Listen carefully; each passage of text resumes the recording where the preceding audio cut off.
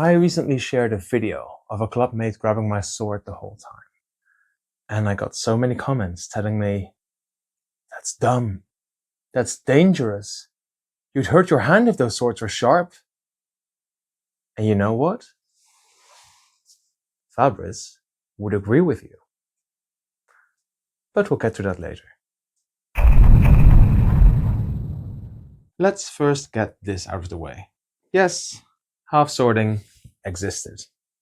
There's plenty of pictures of people in armor grabbing their sword by the blade to be able to stab a bit more precisely and execute some wrestling techniques in armor. And even though they're in armor, some of these pictures do seem to indicate that they aren't wearing metal gloves or anything to protect their hands while they're doing this. Admittedly, they are holding their own swords, which I can imagine is a bit different trying to grab someone else's, though that doesn't account for this image. But let's get to rapiers now, because surely grabbing those weapons is way more dangerous than grabbing a longsword. Well, Jean-Daniel Lang doesn't really seem to think so. In fact, he seems absolutely fine with grabbing your opponent's blade.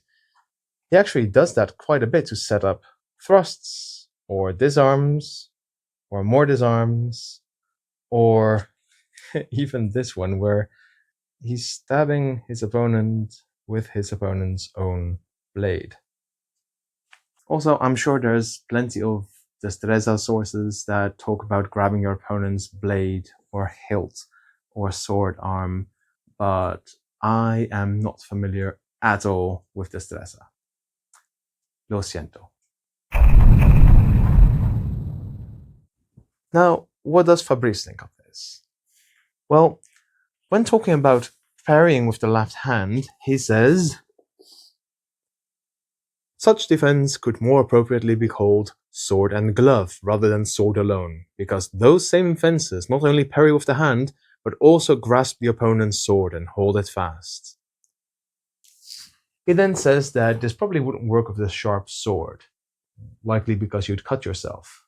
In other words, this wouldn't work on the street.